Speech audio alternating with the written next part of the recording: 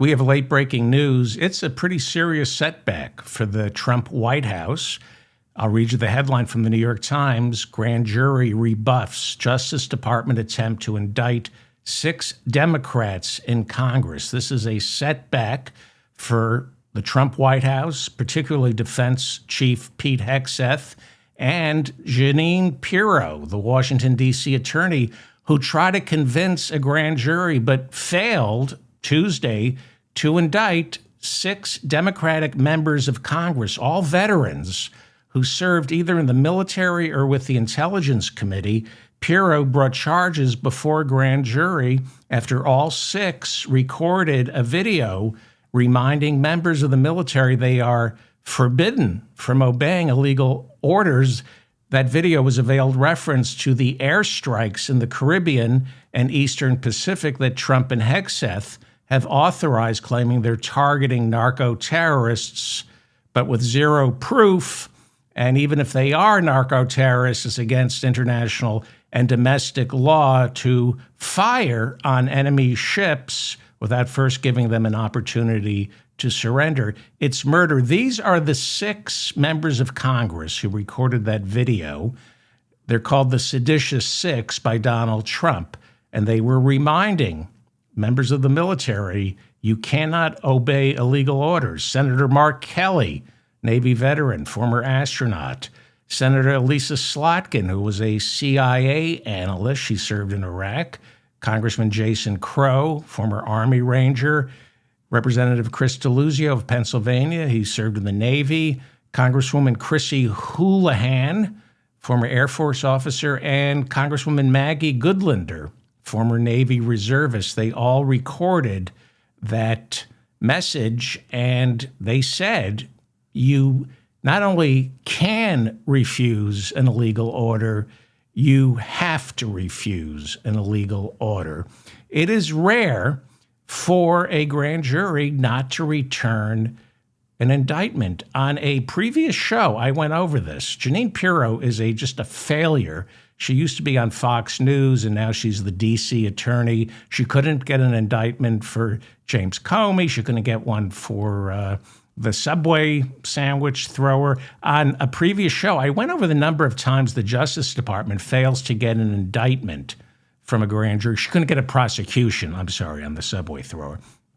So in terms of getting an indictment, it's almost, you always get an indictment from a grand jury. They say you can get a grand jury to indict a ham sandwich because the Justice Department runs the whole thing. There's no judge who presides over a panel, a grand jury. The defense attorneys are forbidden from being in the room. Rarely are the people who are about to be indicted ever allowed to testify. And if they do get to testify, they don't enjoy any cross-examination from their own attorneys. This is all about the Justice Department laying down its evidence with no rebuttal. That's what a federal grand jury is, which is why it's nearly impossible not to secure an indictment. Jeanine Pirro did the impossible. She failed to get an indictment. And this is just really good news for the Democrats. Defense Secretary Pete Hegseth called that video despicable. He called it reckless and false. He claimed it encouraged American troops to ignore commanders and, of course, put warriors in danger. Trump called it seditious behavior and suggested that it should be punishable by death. He further amplified calls for some of those lawmakers, especially Mark Kelly, Senator Mark Kelly, to be hanged. So this is an amazing story. And anyway, on today's show, Congressman Jamie Raskin says unredacted documents in the Epstein files contradict Trump's claim that he ever banned Jeffrey Epstein from Mar-a-Lago. Meanwhile, a new document emerges showing that Donald Trump in 2006 told Palm Beach's police chief that Jeffrey Epstein was a sexual predator, that everyone knew what he was doing to kids, and then added Ghislaine Maxwell is pure evil. And yet, according to unredacted files seen by Jamie Raskin, Trump never banned Epstein from Mar-a-Lago. California House Democrat Ro Khanna wrote the Epstein Transparency Act along with House Republican Thomas Massie. They are threatening to introduce a resolution holding Attorney General Pam Bondi in contempt of Congress for failing to comply with their law. They are demanding all the files get turned over with little to no redactions. There are an estimated 3 million documents that have not yet been turned over, including witness statements and statements by victims given to the FBI. Since this is now a closed investigation and the victims have asked for their statements to be made public, there's absolutely no reason for the Department of Justice not to release them. We also know that after Epstein's death, the Department of Justice prepared an internal memo on prosecuting 4, possibly 10 co-conspirators.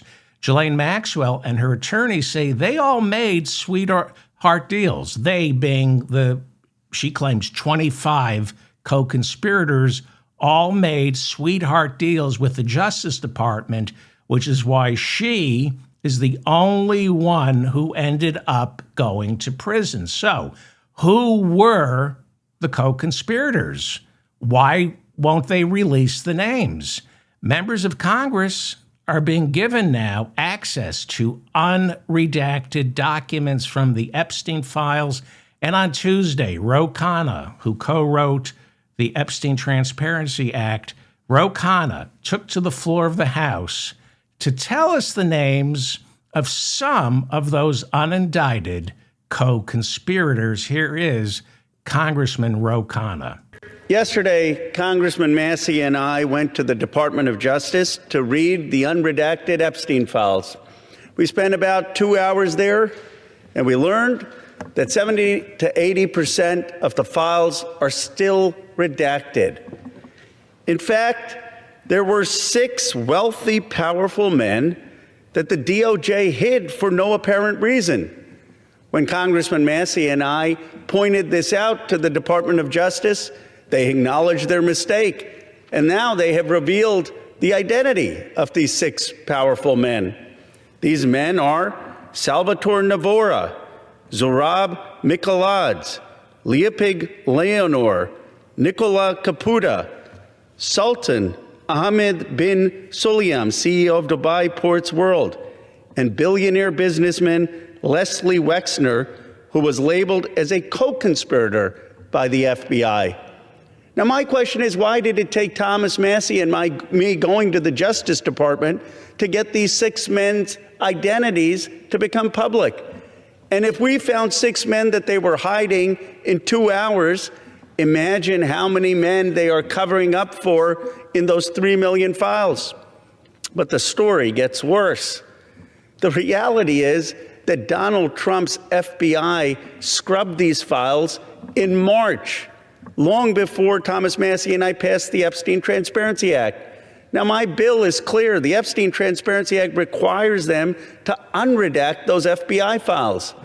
And yet the Justice Department said to me and to Congressman Massie, we just uploaded whatever the FBI sent us. And guess what? The FBI sent scrubbed files. That means the survivor's statement to the FBI, naming rich and powerful men who went to Epstein's island, who went to his ranch, who went to his home and raped and abused underage girls or saw underage girls being paraded, they're all hidden. They're all redacted. It's a little bit of a farce.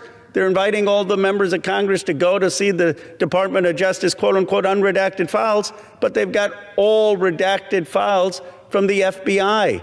And it's not the fault of the Justice Department attorneys. They were just told upload things that Donald Trump's FBI had already scrubbed.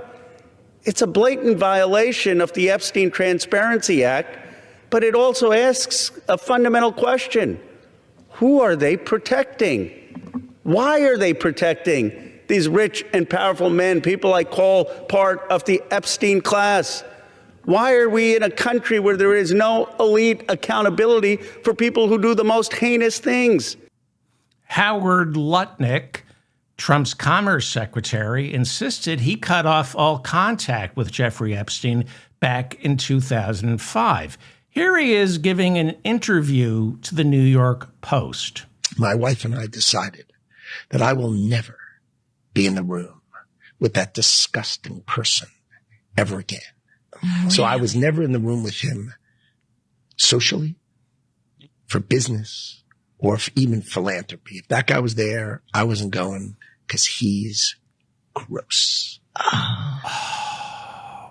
Yes, Lutnick told the New York Post that he swore to members of Congress he guaranteed America. While he was getting confirmed last year as Secretary of Commerce, he said, I decided that I will never be in the same room with that disgusting person ever again. Why? Because he's gross. Yeah. The Epstein documents prove that lying comes rather easily to this oleaginous sycophant, Howard Lutnick. He lied and said he broke off ties with Epstein in 2005. New documents show that Lutnick arranged to have drinks, possibly dinner with Epstein, at least once in 2011. Even worse, in 2012, what is that, 7 years after Lutnick said he broke off ties with Epstein, Lutnick and his wife Allison, in a series of cloying emails, seemed to beg for an invitation to visit Pedo Island, where Lutnick not only brought his children and his wife, he brought other people's children and their families. Because he's gross.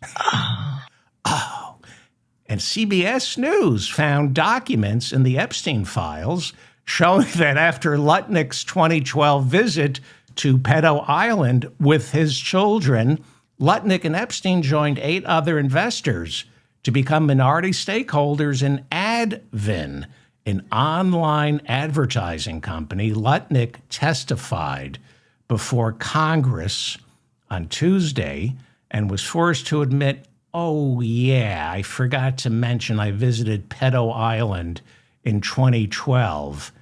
But, he insisted, I did nothing wrong because I brought along my wife and kids.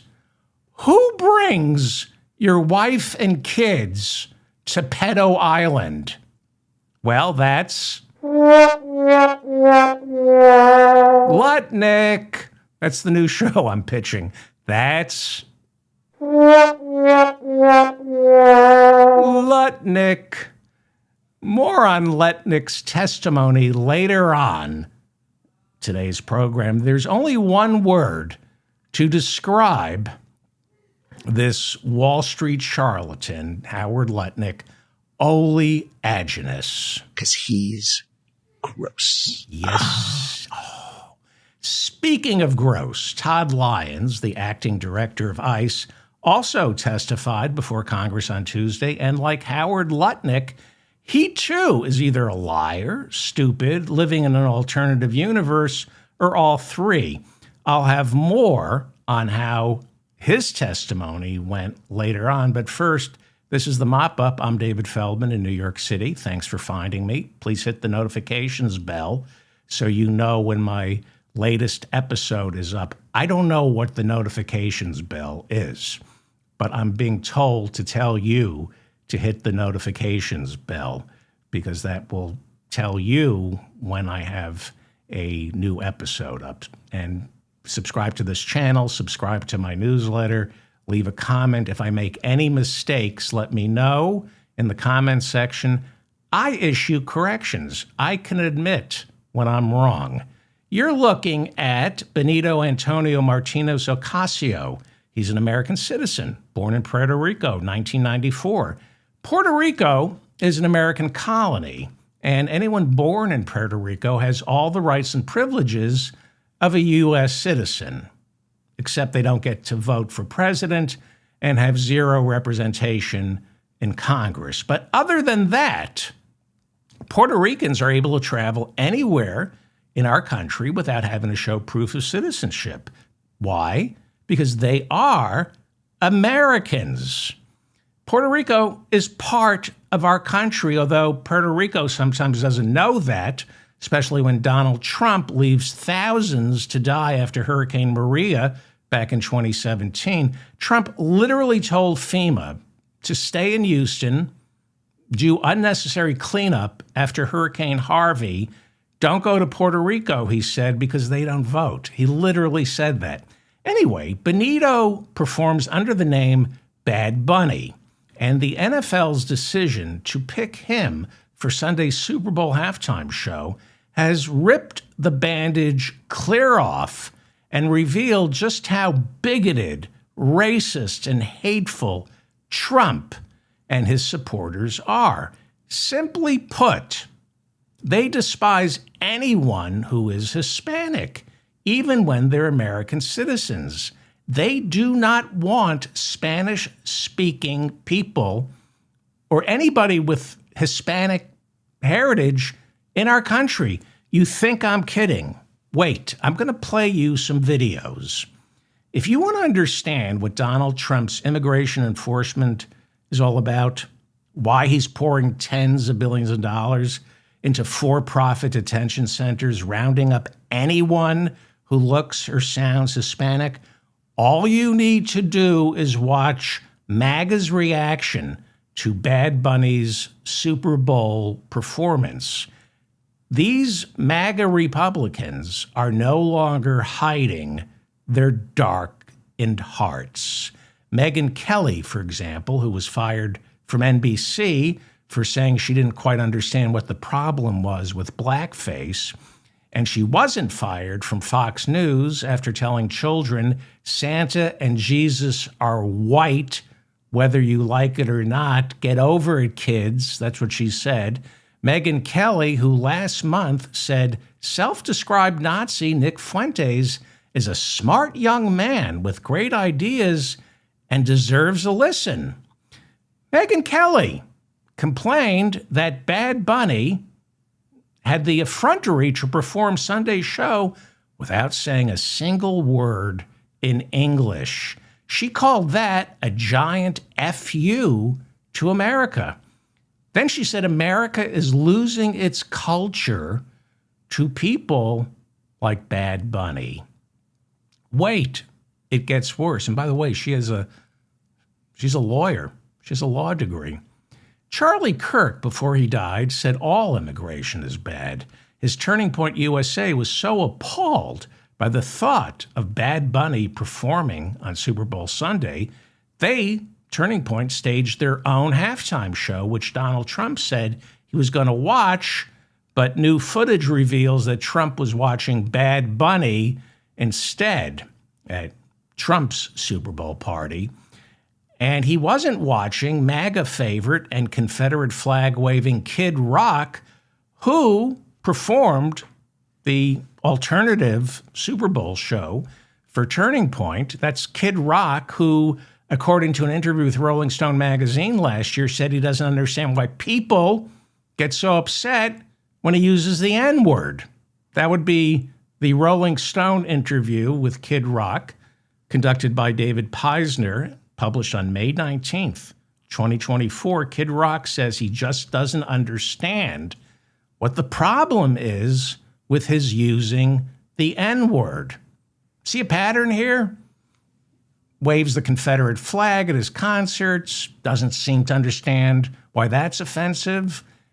Told Rolling Stone magazine, I don't see why people get upset when I use the N-word.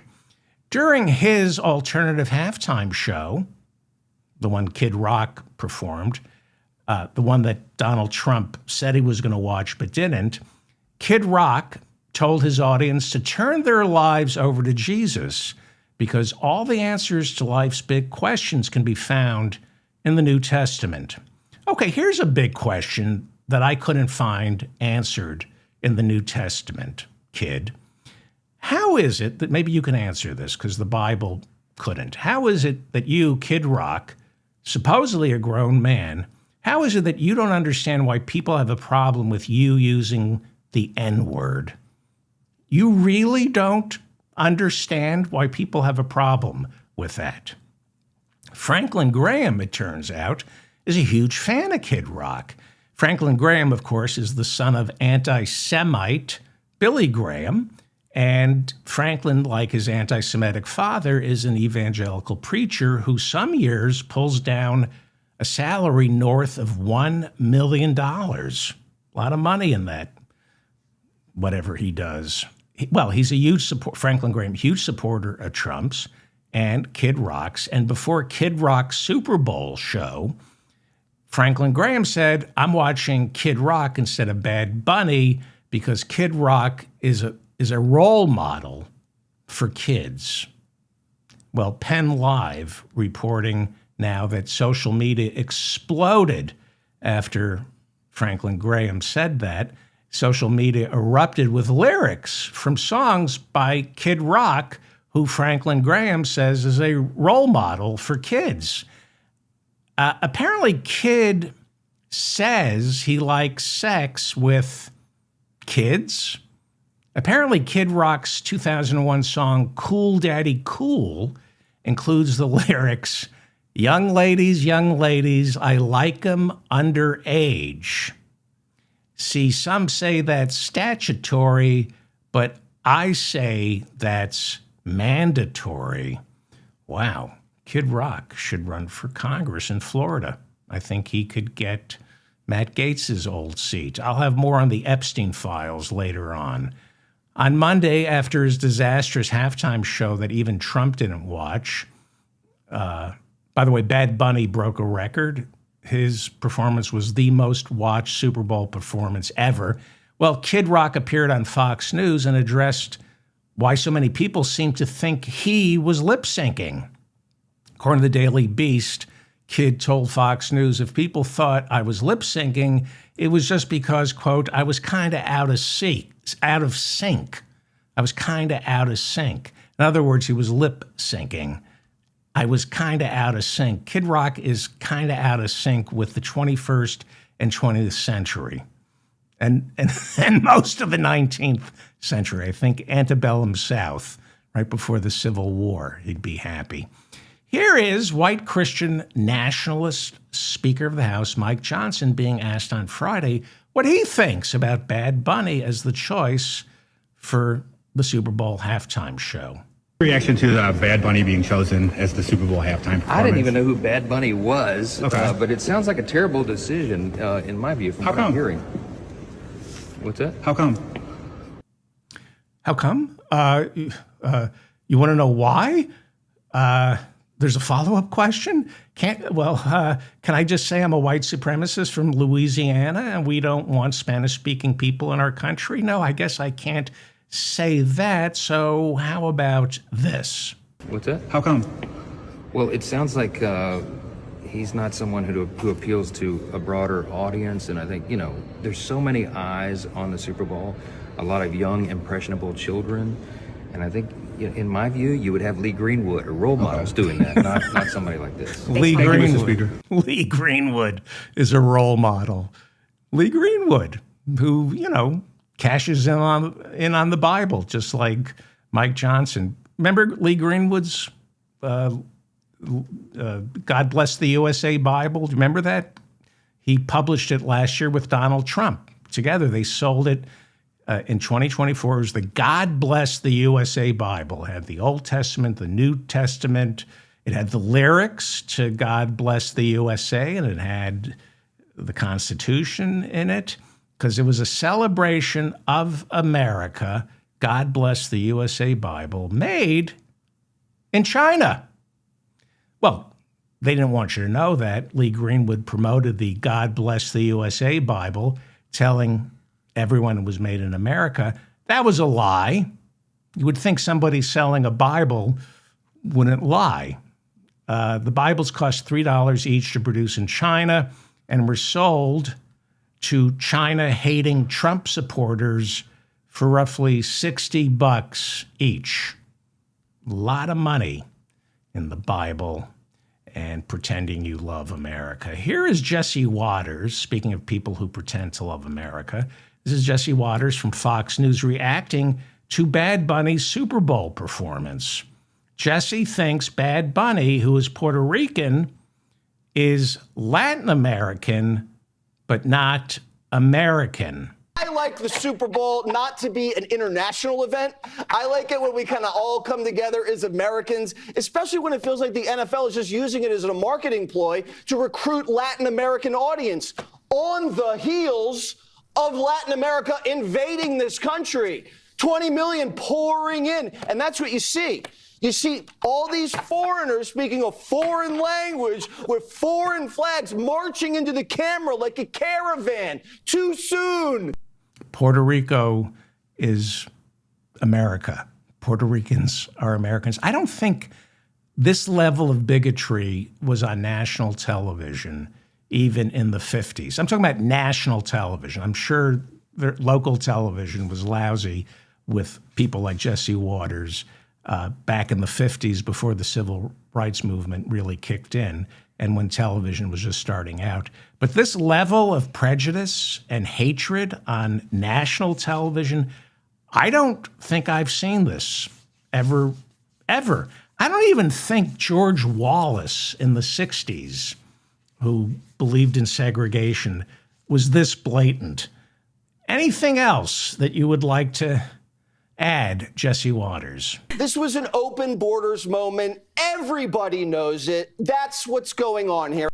So the fact that Bad Bunny is an American citizen, it doesn't matter. It's open borders. It's all out in the open now. According to these people, doesn't matter if you're born here. It matters what color you are. It matters what language you speak. Here is Laura Ingraham of Fox News doing what she does best, being racist. He's an anti-American radical who canceled his U.S. shows because he's supposedly afraid of ICE. What a phony. Unless, that is, he's worried that his concerts attract violent illegal alien gangbangers or rapists. Yeah. Why would somebody from Puerto Rico be afraid of ICE? Why would fans of Bad Bunny be afraid of ICE? She's right. I mean, is something going on that I don't know about? So it is against this backdrop that the Department of Homeland Security, where ICE is nested, Department of Homeland Security faces some kind of shutdown come Friday, as Republicans and Democrats can't seem to figure out a way to fund the Department of Homeland Security without some civil liberty guardrails injected into the ICE funding. The Democrats said they will not approve a funding bill unless it also includes provisions demanding all ICE agents take off their masks, wear body cams, display their badge numbers on their uniforms, and are held to the same standards as all other U.S. law enforcement agencies. Republicans don't seem to be willing to cave. We may be looking at the Department of Homeland Security losing its funding come Friday, and then, I'll go over it, the essential workers and all that kind of stuff. So with Congress trying to figure out a way forward with the Department of Homeland Security, Todd Lyons, the acting director of ICE, he testified before Congress on Tuesday, and nobody has given a more convincing argument for defunding ICE than its acting director, Todd Lyons, who seems to be living in a fantasy world. He insists ICE agents are not asking people of color for proof of citizenship, that they are not arresting citizens. He testified, my ICE agents are not physically assaulting protesters or people we're detaining. And he said all his ICE agents are well-trained adherents to the United States Constitution. Yeah. Well, Democrats were having none of that. Mississippi House Democrat Benny Thompson welcomed ICE's acting director, Todd Lyons, to the committee hearings by stating up front that your boss, Kristi Noem, is a liar who has no concern for the lives of Americans who are killed by the department she runs. She must go, unquote. If you want to know why Trump is terrified of losing the midterms, all you need to do is watch those ICE hearings on Tuesday. Now, right now, these committees are chaired by Republicans. Oversight will be much, much different once Democrats take over either the House of Representatives or the Senate or both. Then these people are going to have some explaining to do. During the House Homeland Security hearings on Tuesday, that Todd Lyons, as well as he's the acting director of ICE, and then Rodney Scott also testified. He's the director of Customs and Border Protection. They testified, and a Michigan House Democrat, Sri Thanedar, during their testimony, called ICE agents thugs who are roaming our streets and are attacking our communities. Then Congressman Thanedar, who is author of the Abolish ICE Act, he, like me, believes ICE is beyond reform and must be abolished. He asked, considering your total disregard for the law, are you expecting any pardons from Donald Trump?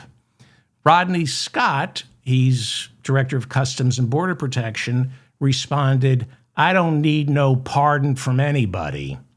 Well, put that into writing. Well, get somebody to put it into writing for you. I doubt you know how to put pen to paper. New Jersey House Democrat LaMonica McIver faces 17 years in prison after Trump's Justice Department indicted her for assaulting a federal agent when she accidentally brushed up against one while trying to inspect an ICE detention facility in New Jersey. That ICE agent required zero medical attention, but if you so much as touch an agent, even by accident, it's assault, they claim. Here is Congresswoman LaMonica McIver asking the question that must be asked of every single member of the Bible-thumping Trump administration. Now, I want you to watch this. As I always say, the most dangerous thing you can do is call someone on their BS. Everybody has some BS. And if you, like their ultimate BS, and the Republicans' ultimate BS is they're God-fearing Christians, right? So if you call them on it, they freak out.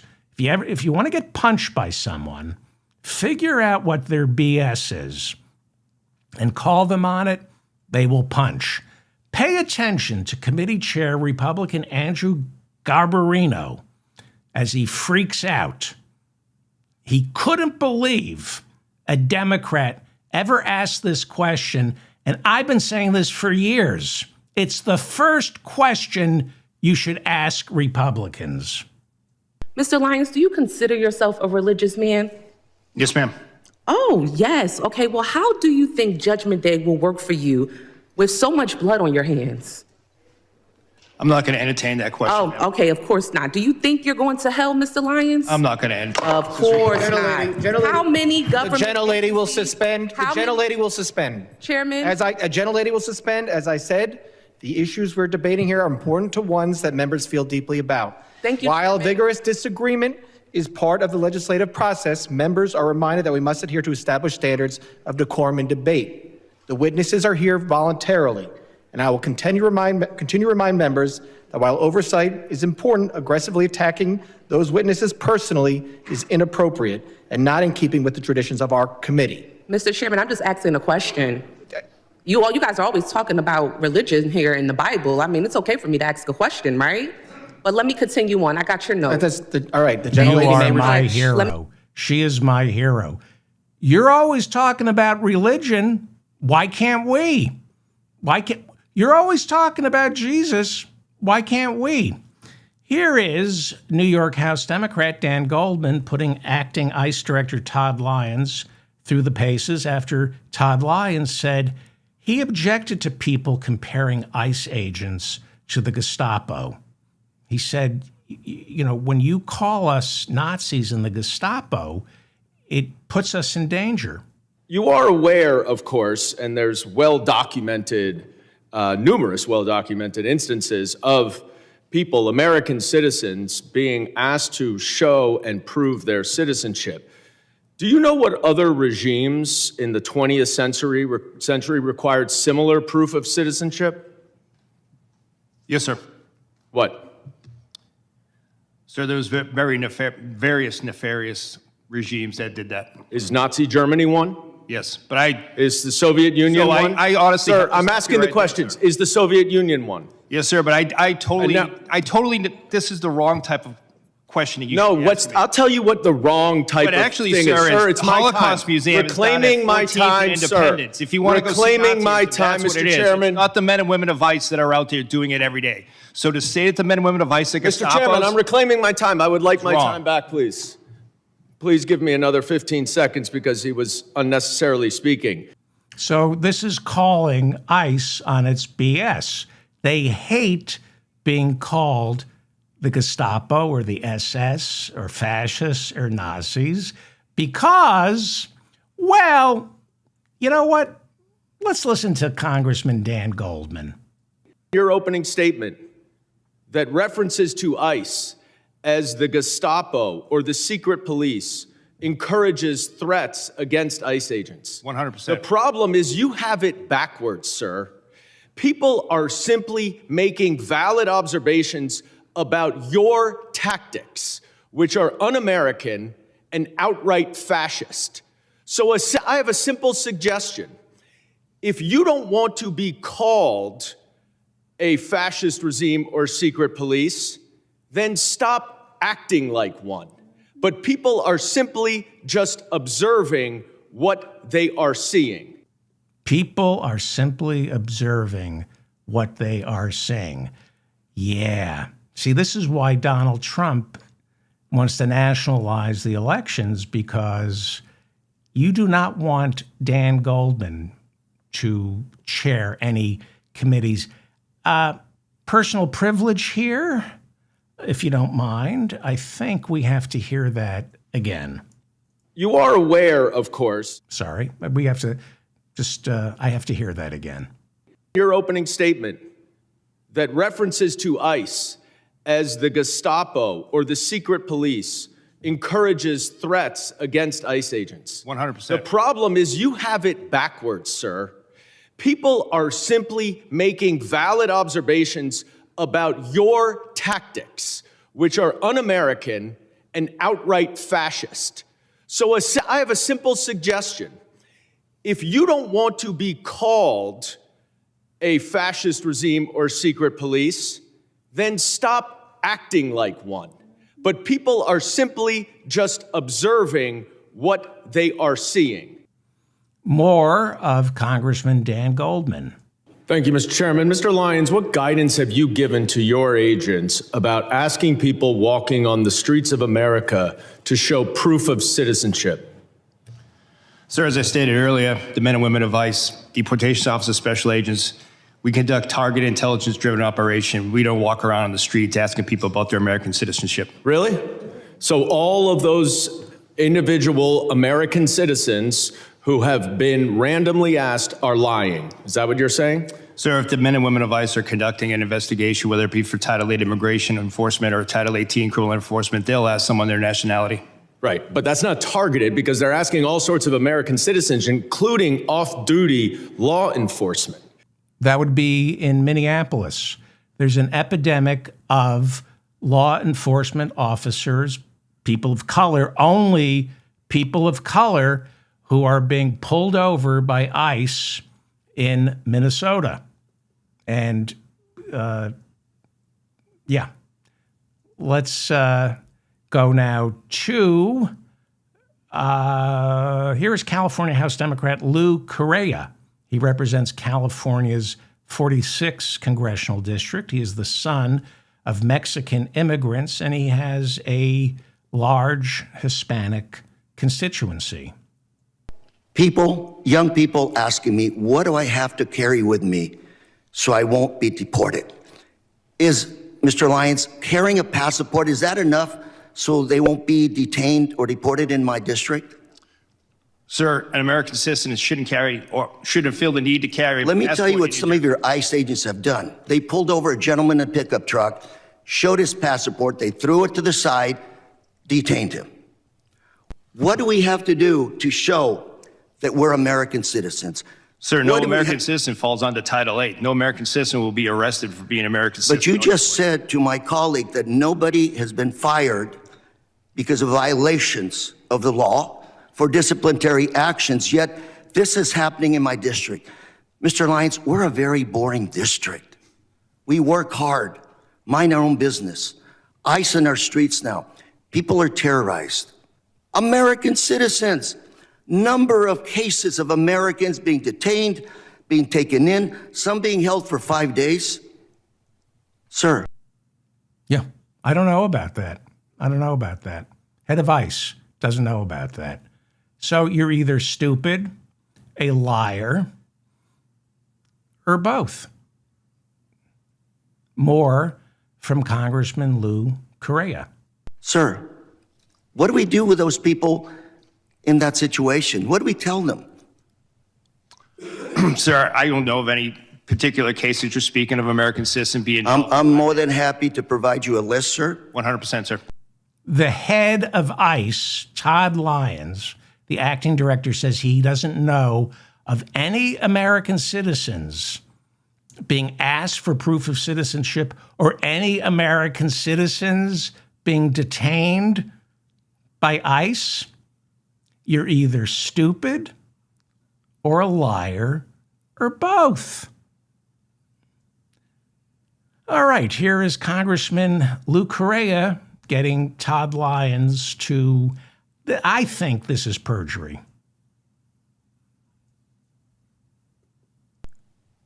Those people protesting, practicing the First Amendment right, photos of them, data taken, they're not being placed in any kind of a database? There is no database for protesters, sir. One of your officers in Maine said to one of the individuals protesting, we're going to put your face in a little database. What does that mean? Do you have a little database of Americans? No, sir, we don't. Then what do you think your ICE agent was doing to this individual when he said those statements? I can't speak for that individual, sir, but I can assure you there is no database that's tracking United States citizens.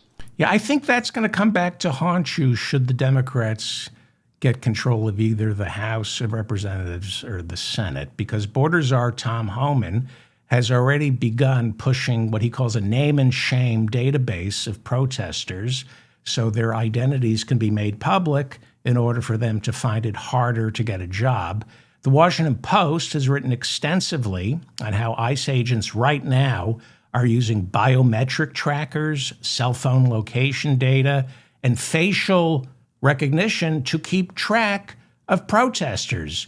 If you watch videos of the protesters, they are being videotaped by ICE agents. We've all seen, well, some of us have seen the videos of ICE agents saying, now we know who you are.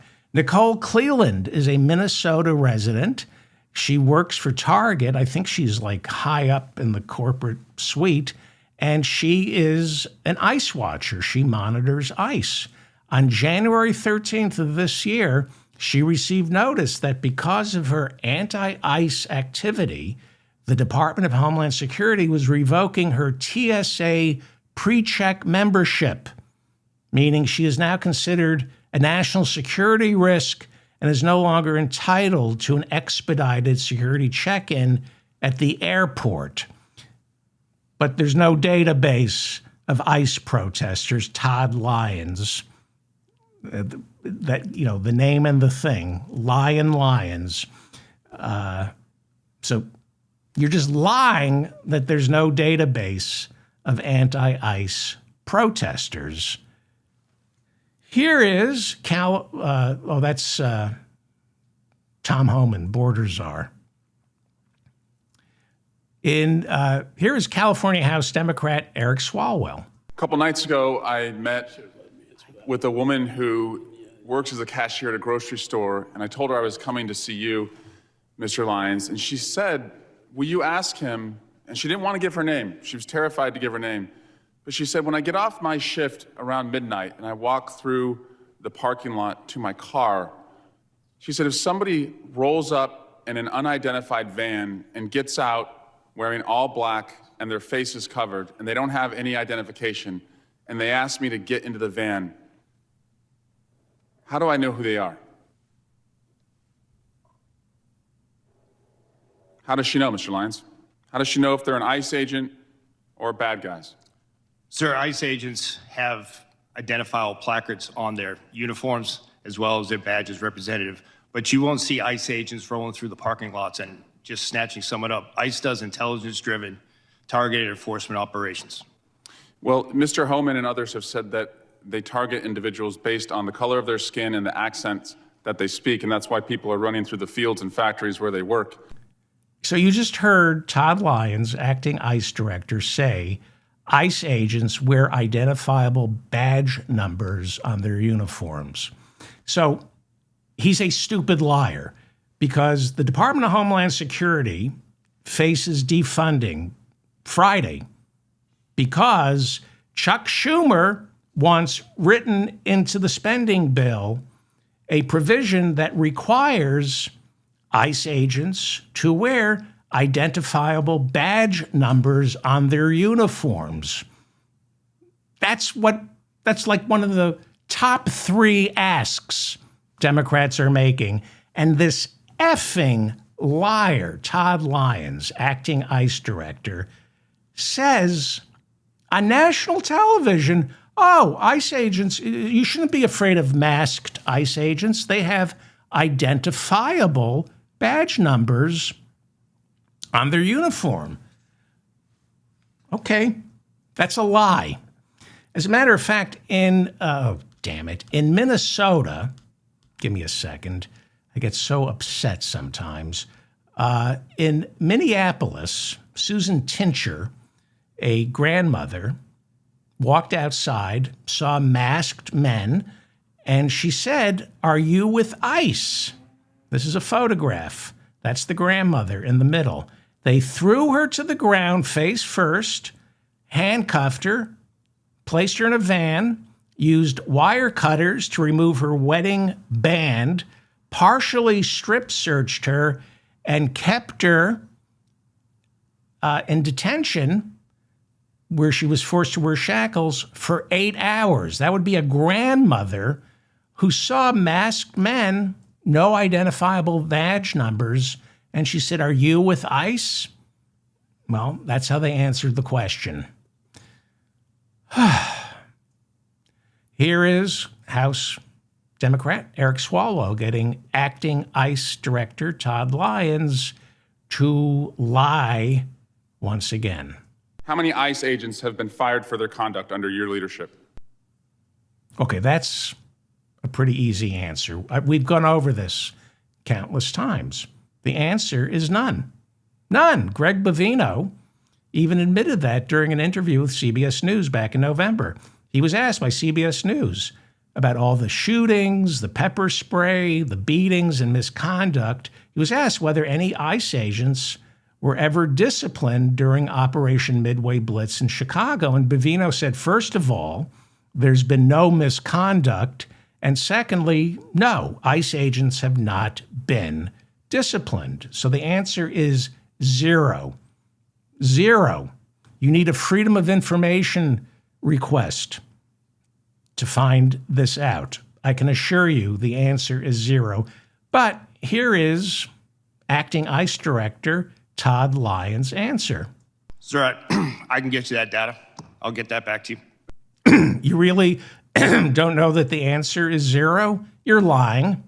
Well, Eric Swalwell, Congressman, presses him. Is it more than 1? I'm not going to speak about personnel actions, but I'll get you that data. You're not going to speak about personnel actions. It's a House Oversight Committee, you D-bag. Is it more than 1?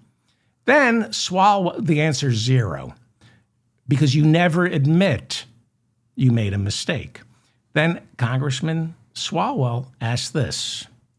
Mr. Lyons, will you apologize to the family of Renee Good for being called a domestic terrorist by the president and his leadership? Okay, that's a simple yes, right? We know that Renee Good wasn't a domestic terrorist. She's a U.S. citizen. Seems like a simple apology would be appropriate. No, sir. Why not? Because we don't admit we made a mistake, because we are weak men. Well, here is the answer that only a half man like Greg Lyons gives. You know, if you're looking for a role model, do the opposite of this. Sir, I welcome the opportunity to speak to the family in private, but I'm not going to comment on any active investigation. Is she a domestic terrorist? Sir, I'm not going to comment on the investigation.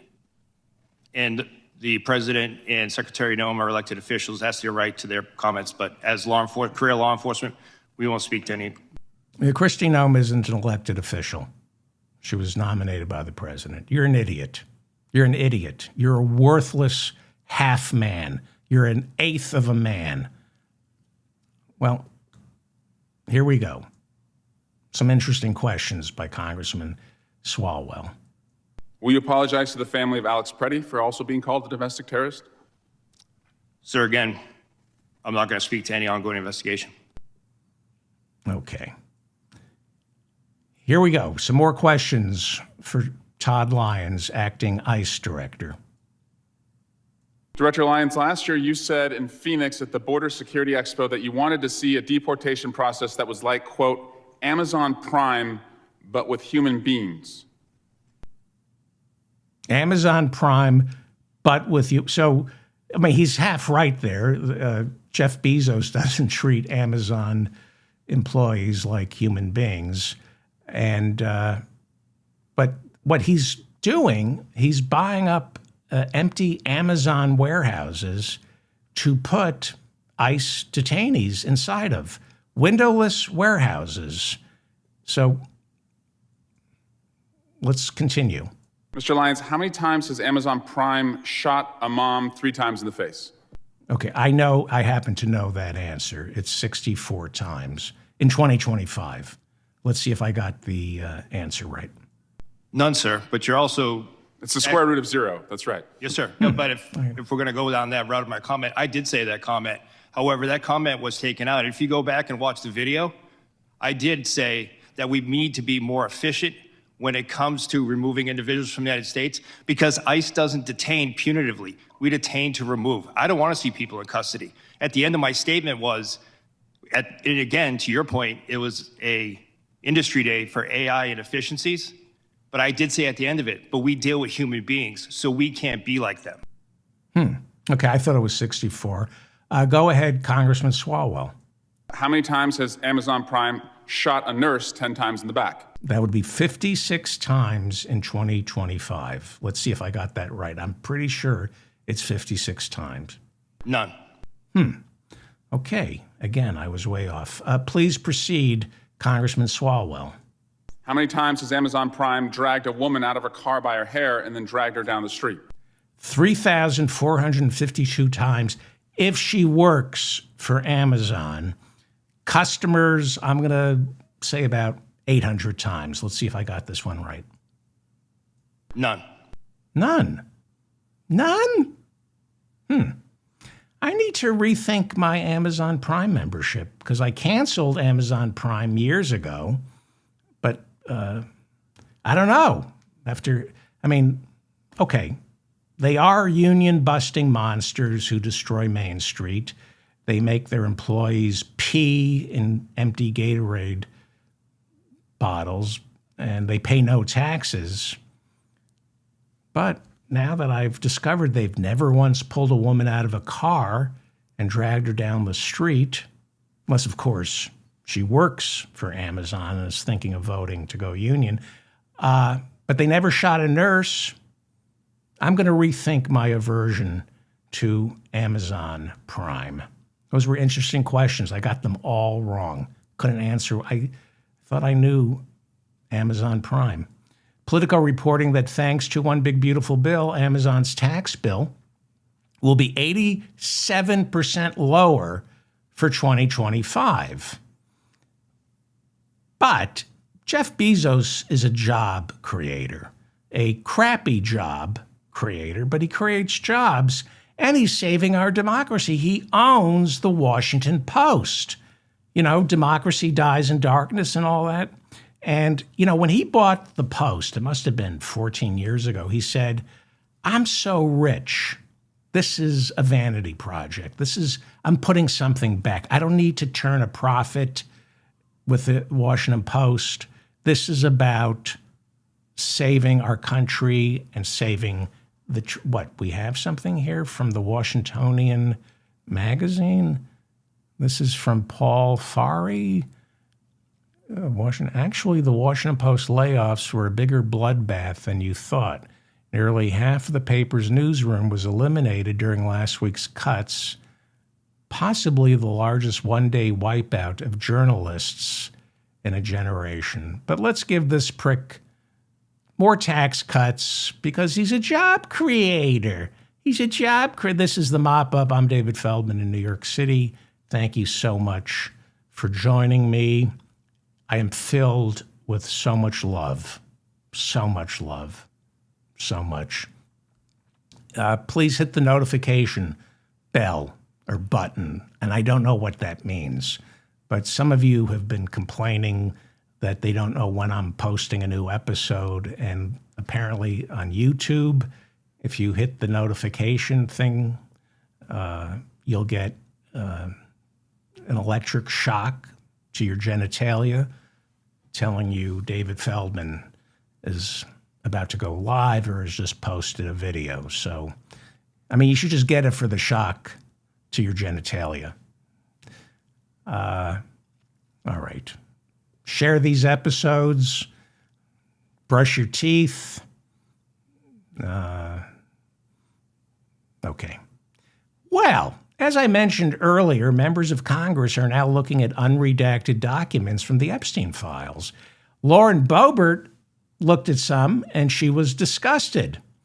And after she looked at the documents, she said Ghislaine Maxwell should never be released from prison. Interesting side note about Lauren Boebert, speaking of the Epstein files.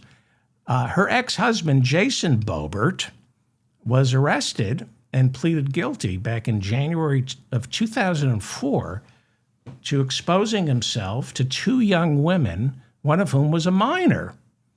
This happened before they were married. He and Lauren Boebert were on a bowling date, and for some reason, he wanted to show off his balls, and they weren't the ones he was playing with her. A bowling date. And her husband, who fathered her kids, pled guilty to exposing himself. So after that, she married him. This is who you elect, Colorado. This is who you elect. They're now divorced. Good judgment. Guy takes you on a bowling date and ends up pleading guilty to exposing himself to a minor. And, be still I have to marry this guy. Maryland Democrat Congressman Jamie Raskin said he found a redacted document when he was going through the files that proves Trump lied when he said he banned Epstein from Mar-a-Lago. Raskin said Epstein's lawyers told the FBI this never happened. And Raskin said for some reason, Pam Bondi felt the need to redact that information. Thomas Massie, one of the co-authors of the Epstein Transparency Act, is now saying Howard Lutnick, our Commerce Secretary, should make life easier on the president and just resign. California Congressman Robert Garcia is the ranking Democrat on the House Oversight Committee. He would be the chair if we win the midterms. And the House Oversight Committee has been tasked with investigating the Epstein files and Jeffrey Epstein.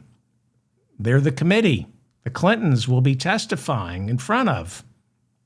Garcia said, it's now clear that Commerce Secretary Howard Lutnick has been lying about his relationship with Epstein. Lutnick must resign or be fired, and he must answer our questions. Lutnick. This is Howard Lutnick. This is how he looks to me. This is whenever Howard Lutnick speaks, this is what I see. Howard Lutnick, as I said earlier, he is the personification of oleaginous. And he's a liar. He ran Cantor Fitzgerald. He can sell you anything. He can sell you paper. He can talk you into investing your life savings in lint. And he knows how to pull the strings of the vulnerable and the stupid, which is why he's very close to Trump. Trump is very fond of him because Trump is stupid and malleable and susceptible to the kind of flattery that Howard Lutnick knows to ooze out. That is what he looks like to me. Actually, that's a good picture of him. Well, we know that Howard Lutnick said that I cut off all relationships with Jeffrey Epstein in 2005. I decided I'll never be in the room with that disgusting person ever again. But then we've discovered that he arranged to have drinks with that disgusting person in 2011. And then he arranged to visit the pedophile's island in 2012, where he brought along his wife and kids and another family.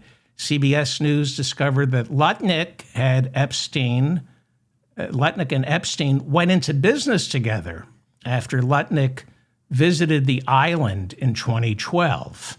And they became part of a syndicate that invested in AdFin, an online advertising business. So obviously, Mr. Lutnick has some explaining to do, and he testified before Congress on Tuesday. But first, I want to show you what an accomplished liar Howard Lutnick is. That's a better picture of Howard Lutnick. Howard Lutnick is a method liar. This is how you rise to the top of Cantor Fitzgerald. This is how you run a Wall Street firm. He actually believes the lie as he's telling it. He's a method liar.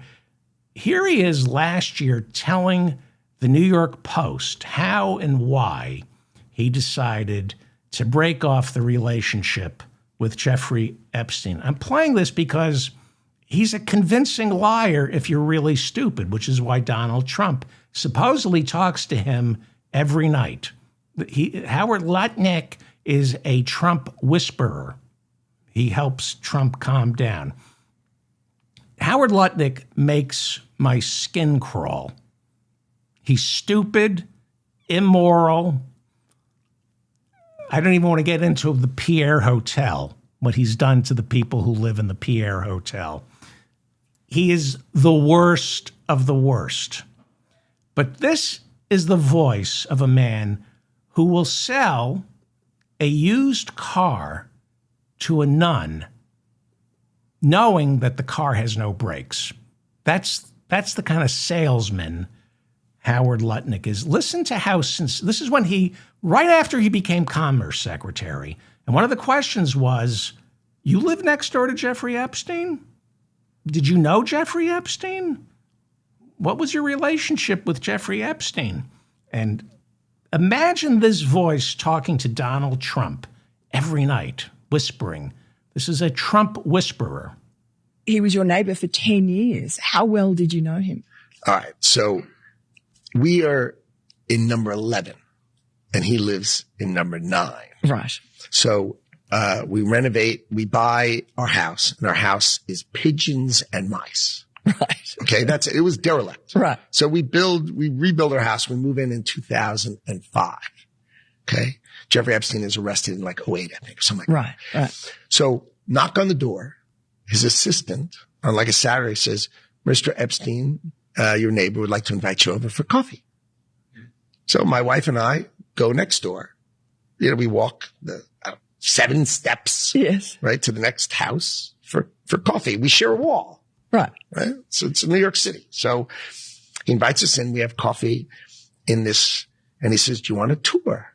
We said, great. Interesting. He's got a really big house. Every room you went into? He's got, well, I'll tell you. So his house is like super big, really wide. And, so he gives me a tour in the living room, big living room. And then across from it is double doors. I assume it's the dining room. Yeah. And he opens the doors and there's a massage table in the middle of the room. Ooh. And candles all around and stuff. So I ask very insightful, cutting questions. I say to him, massage table in the middle of your house? How often do you have a massage? And he says, every day. And then he like gets like weirdly close to me. Ooh. And he says, and the right kind of massage. Ooh. Now my wife is standing here. So she looks at me and I look at her and we say, I'm sorry. We have to go. And we left. And in the 6 or 8 steps it takes to get from his house to my house, my wife and I decided that I will never be in the room with that disgusting person ever again. Oh, so I was never in the room with him socially, for business, or even philanthropy. If that guy was there, I wasn't going because he's gross. Oh, what a salesman. He could sell insulin to a diabetic. He could sell hamburger meat to someone who's starving to death. That's how good a salesman Howard Lutnick is. He's a Trump whisperer. Flattery. I mean, it sounds convincing, right? He's a man of integrity. My wife and I decided that I will never be in the room with that disgusting person ever again. Oh, so I was never in the room with him socially, for business, or even philanthropy. If that guy was there, I wasn't going because he's gross. Oh, wow. She's turned on by it. I'm telling you guys, they say women love a man with a sense of humor. But if you want to find her G-spot, it's integrity. That guy was there. I wasn't going because he's gross. See? That's the secret. Integrity. Yeah. You know, I never missed a single child support payment. I'm lying. But no, I never did miss a child support. Never did. Well, Senator Chris, these people, they're the worst people in the world are now in charge. The worst people, the dumbest, the most dishonest. Senator Chris Van Hollen is the senior U.S. Senator from Maryland. Here he is Tuesday questioning Howard Lutnick about his visit to Pedo Island. I think you understand the root of concern here. It's the way you described very emphatically your first encounter with him in his apartment, said you were disgusted, would never have any contact with him again. Did you, in fact, make the visit to Jeffrey Epstein's private island? I did have lunch with him as I was on a boat going across on a family vacation. My wife was with me, as were my 4 children and nannies. I had another couple they were there as well with their children, and we had lunch on the island. That is true, for an hour, and we left with all of my children with my nannies and my wife all together. We were on family vacation. We were not apart. To suggest there was anything untoward about that in 2012, I don't recall You brought why your we kids did to it, Pedo Island. Mr. Secretary, again, as I said, there's not an indication that you yourself engaged in any wrongdoing. You brought with your Jeffrey kids Epstein. to Pedo It's Island. The fact that you believe that you misled the country and the Congress based on your earlier statements, suggesting that you'd cut off all contact when in fact you had not. When you visited the private island, did you see anything inappropriate during that visit? The only thing I saw with my wife and my children and the other couple and their children was staff who worked for Mr. Epstein on that island. And you realize that, you know, this visit took place after he'd been convicted, right? I mean, you made a very big point of saying that you sensed that this was a bad person in 2005. And then, of course, in 2008, he was convicted of soliciting prostitution of a minor. And yet you went and had this trip and other interactions. Did With your you kids. have a dinner in Epstein's New York City home in 2011? No. So the information that suggests that there was a dinner with Woody Allen and Woody Allen's spouse at the Epstein residence, that's there's nothing to that. Is that right? I actually don't know what you're referring to. There was, look, I looked through the millions of documents for my name, just like everybody else. Sure, I did. And what I found was there was a document that says that I had a meeting with him on in May, I think, for an hour at 5 o'clock. Okay. Not dinner or otherwise, for an hour at 5 o'clock. All right. There's also a reference to the fact that Epstein had expressed an interest in meeting your nanny. Do you know whether Jeffrey Epstein ever met with your nanny? No, I saw that. I had no idea what that was about. It had nothing to do with me. No as far as interaction I at know. all with him on that? No, as far as I know, no. Would you, Mr. Secretary, be willing to ensure that the file is complete to share with this committee and the Congress your own records, any records you have that relate to Jeffrey Epstein? I will surely talk about that. I hadn't thought about that. I have nothing to hide. Absolutely nothing. I have nothing to hide, but under oath, I will not promise to make those records available. The man who said he cut off all relationship with Jeffrey Epstein brought his own children to Pedo Island. I'm David Feldman, reminding you to stay strong and protect the weak. What? There we go. What is wrong with that woman? Please like this episode. Please share it. If I made any mistakes, leave a comment. And hit the notification bell. And one more time. My wife and I decided that I will never be in the room with that disgusting person ever again. So I was never in the room with him socially, for business, or even philanthropy. If that guy was there, I wasn't going because he's gross. But I'm going to bring my kids to Pedo Island to hang out with Jeffrey Epstein. He's gross, but... All right. Thank you, everybody. I'm going to try to do another show tomorrow. Thank you to Bob and Mila for keeping the conversation civil. I really appreciate that. And, I've never once pretended to be a military veteran. That's going to get me laid. Okay, bye.